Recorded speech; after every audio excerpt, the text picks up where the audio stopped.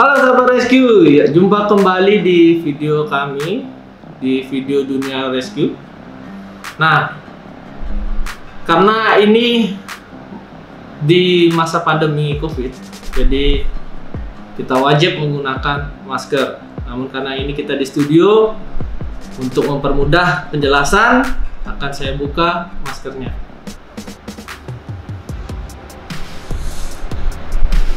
Nah, video kali ini kita akan membahas tentang survival untuk jungle rescue.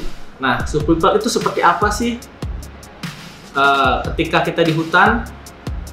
Jadi, sebelum kita masuk ke teknik-teknik survivalnya, kita akan membahas dulu tentang pengantarnya, pengantar survival. Seperti apa sih survival itu?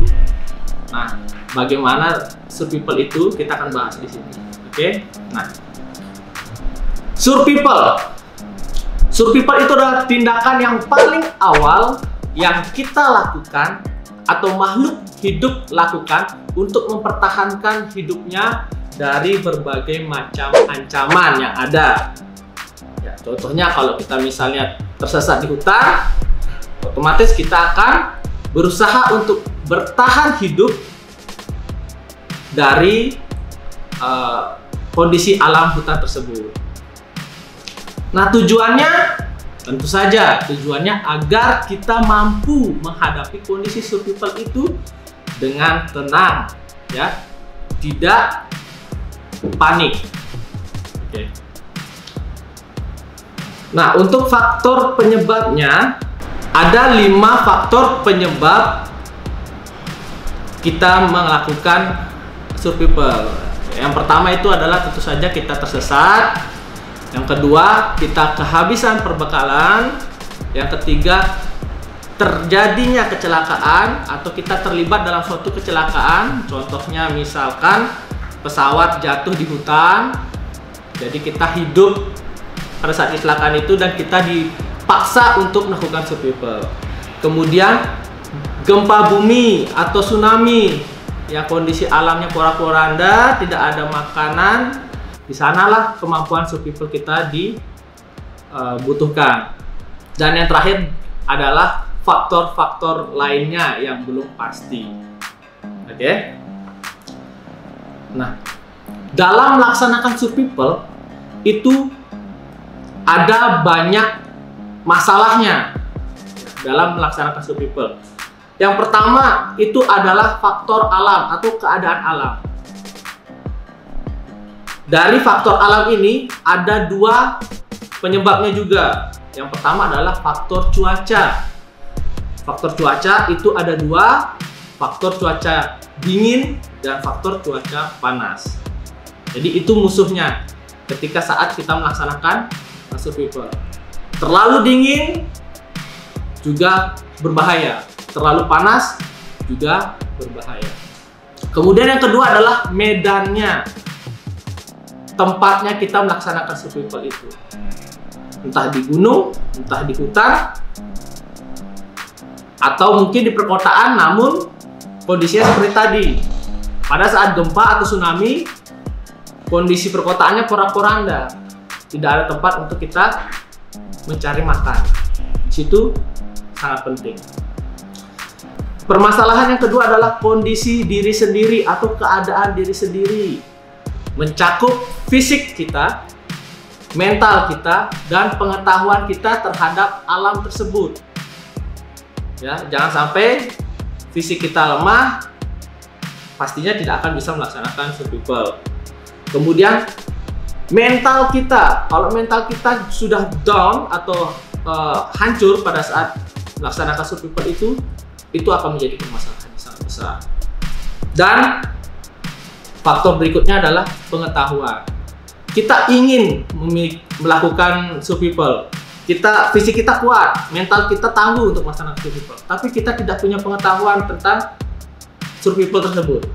Nah, itu juga sama dengan tidak akan berhasil untuk melaksanakan survival. Oke. Dan yang ketiga adalah keadaan makhluk hidup lainnya yang ada di sekitar kita. Kita pasti ingat, kalau kita di hutan, kita tidak tinggal sendiri. Walaupun kita satu-satunya manusia yang ada di sana sendiri, kita juga harus memperhitungkan bahwa di sana ada binatang yang lain yang berbahaya atau yang bisa mengancam jiwa kita. Kemudian juga ada tumbuhan-tumbuhan yang beracun yang bisa mengganggu atau merusak konsep survival kita. Oke? Nah, yang berikutnya adalah teknik hidup di alam bebas. Hal-hal yang perlu kita perhatikan pada saat melakukan teknik hidup di alam bebas, yaitu yang pertama udara, air, makanan, api, shelter atau tempat berlindung, kemudian istirahat, dan PMA atau kepanjangan dari positive mental attitude, ya. Jadi sikap mental yang positif. Kita bahas dulu yang pertama, yaitu udara. Kita ketahui manusia sangat butuh udara untuk bertahan hidup. Ya, makanan, air bolehlah kita berpuasa, tapi kalau kita tanpa udara, itu manusia tidak akan bisa hidup. Jadi manusia bisa bertahan hidup dengan tanpa udara, itu harus kita ketahui 3 hingga 5 menit. Ya. Jadi manusia hanya bisa bertahan hidup tanpa udara itu 3 sampai 5 menit. Ya. Kemudian air. Nah, pada saat kita ingin mencari air, pada saat kondisi survival, ya, kita juga harus memperhatikan air itu baik untuk diminum atau tidak, bisa diminum atau tidak. Nah, ciri-ciri air yang bisa diminum pada saat kita mencari air dalam kondisi survival, kita harus memperhatikan yang pertama adalah baunya. Tentu saja air yang bagus, air mineral yang bagus, itu tidak berbau. Kemudian tidak berwarna, maksudnya transparan atau jernih. Ya, hindari warna yang kecoklatan. Kemudian suhunya jangan yang terlalu dingin atau mungkin jangan yang terlalu panas. Jadi suhunya sedang-sedang saja. Kemudian rasanya kita cicipi dulu, kalau memang ada rasa yang berbeda sebaiknya tidak dikonsumsi. Tapi kalau rasanya aman, silahkan dikonsumsi.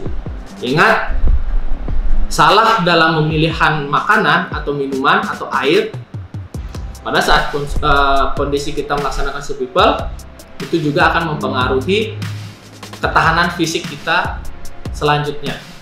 Oke? Nah, sumber-sumber air apa saja sih yang bisa kita dapatkan di hutan atau di tempat survival? Yang pertama adalah air hujan. Air hujan bisa kita dapatkan, kita tampung, kemudian kita minum. Yang kedua adalah air sungai. Nah, tentunya dengan kriteria yang saya sebutkan tadi di atas, tidak berbau, jernih atau transparan, tidak berwarna, suhunya bagus, dan juga tidak berrasa. Yang ketiga adalah embun. Kita bisa mengumpulkan embun-embun yang ada di dedaunan untuk kita minum. Nah, biasanya selain sumber air tadi yang kita sebutkan, ada beberapa tanaman yang menyimpan air. Nah, kalau kita tahu, kita bisa mendapatkan airnya. Contoh di pokok bambu. Nah, kemudian di kantong semar. Nah, itu bisa kita dapatkan airnya untuk diminum di sana. Dan masih banyak lainnya.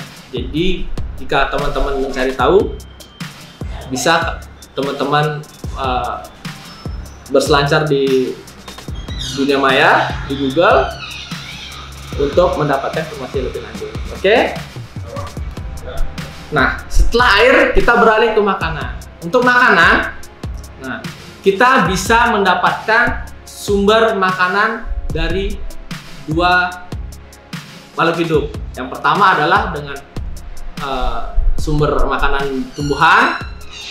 Yang kedua adalah hewani atau hewan. Nah, untuk tumbuhan yang bisa kita makan tentu saja teman-teman sudah tahu sendiri, buah-buahan, daun-daunan, batang-batangan, bunga, dan akar atau umbi.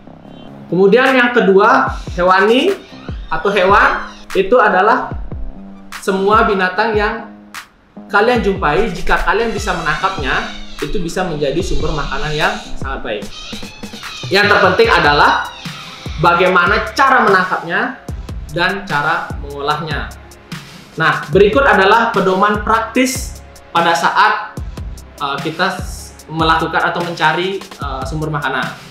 Yang pertama, dapat dimakan oleh binatang yang menyusui serta jenis pengerat.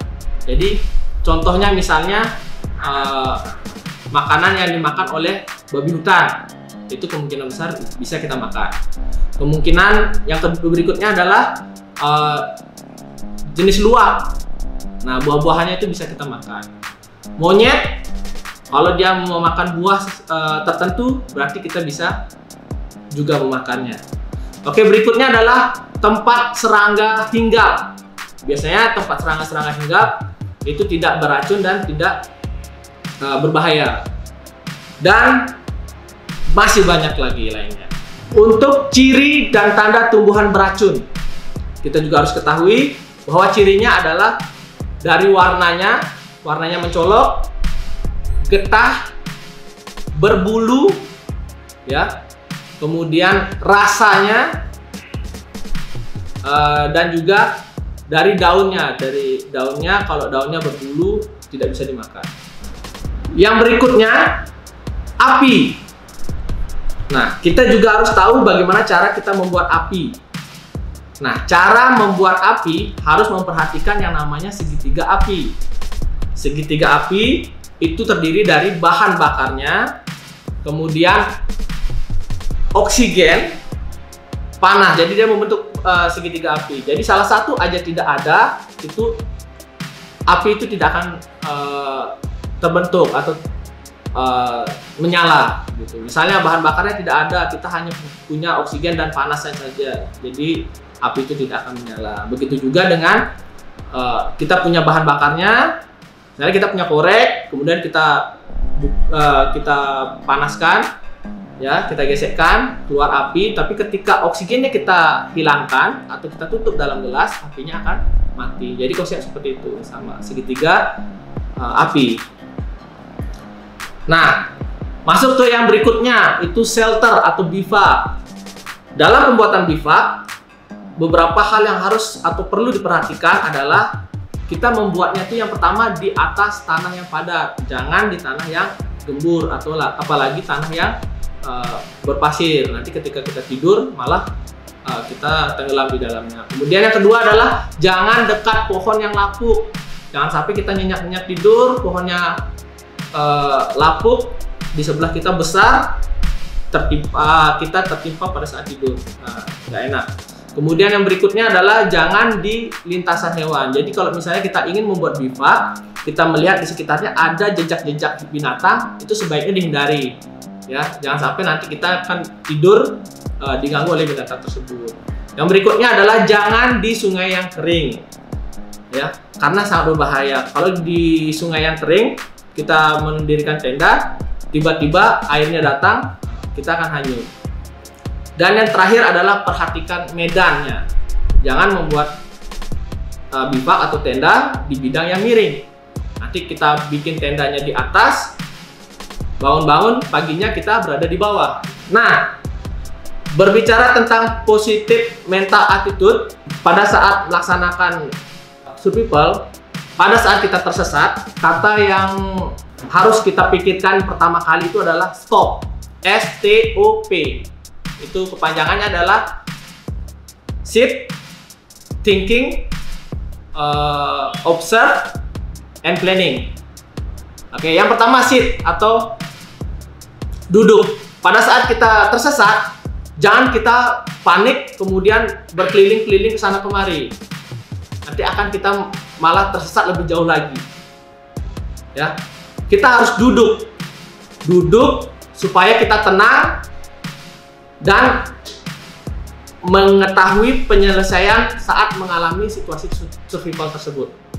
Ya, dari kita duduk, kita bisa tenang dan kita bisa berpikir apa sih penyelesaian yang akan kita lakukan pada saat survival tersebut. Nah, untuk mencapai tenang, itu kita harus kendalikan emosi kita, memiliki kepercayaan yang tinggi, menyadari pentingnya hidup kita, sehingga harus kita perjuangkan dengan melakukan survival. Oke. Dari yang saya sebutkan tadi, itu kita dapat mengatasi tekanan yang akan timbul. Contohnya rasa takut, rasa stres, depresi, frustasi, dan kelainan perilaku lainnya yang bisa timbul ketika positif mental attitude kita menurun. Nah, yang berikutnya adalah T, thinking. Jadi, pada saat kita duduk, kita berpikir, apa sih yang harus kita lakukan dahulu? Apa sih yang akan kita lakukan berikutnya? Jalan mana sih yang akan kita pilih? Itu kita berpikir, ya. Kemudian setelah berpikir, kita ada O atau observe. Kita menganalisa atau mengamati medan di sekeliling kita. Apakah dapat membantu, aman, atau apakah ada makanan dan minuman yang bisa kita konsumsi sebelum kita melaksanakan perjalanan lagi. Dan yang terakhir adalah planning. Nah, setelah kita duduk, kita berpikir, kita mengamati, mengobserv, kemudian kita memplanning, merencanakan. Misalnya, saya duduk di sini, ada makanan, saya makan dulu, saya kumpulkan makanan dulu. Kemudian kita pilih jalan yang mana kira-kira yang lebih aman. Kemudian setelah itu kita akan bergerak ke sana. Apa yang kita cari jalan setapak.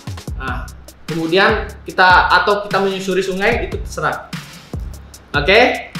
Yang penting intinya dari planning pada saat kita survival itu adalah usahakan yang pertama tetap tinggal di tempat.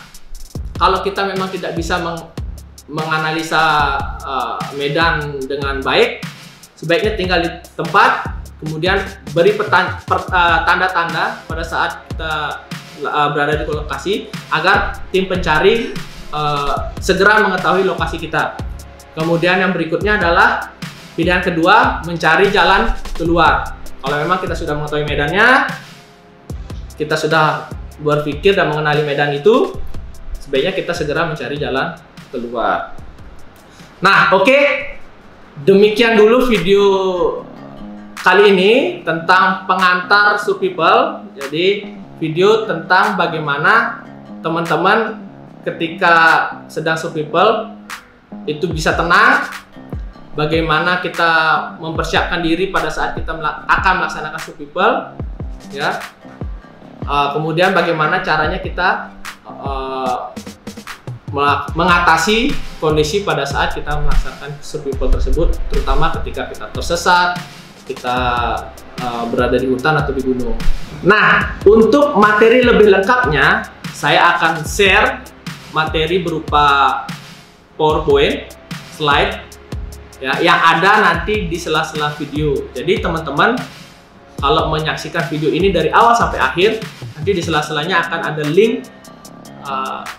Tinggal kalian klik, kalian akan menuju ke laman download file PowerPoint tersebut. Oke, jika ada yang ingin ditanyakan, silakan teman-teman ketik di kolom komentar. Nah, setelah itu, jika memang video ini bermanfaat, silakan kalian klik tombol subscribe dan juga share, bagikan ke teman-teman kalian yang sejawat, yang memang perlu materi ini. Dan untuk update video kami, silahkan klik tombol lonceng. Oke, sekian dulu video dari saya. Sampai jumpa di video selanjutnya. Salam Dunia Rescue.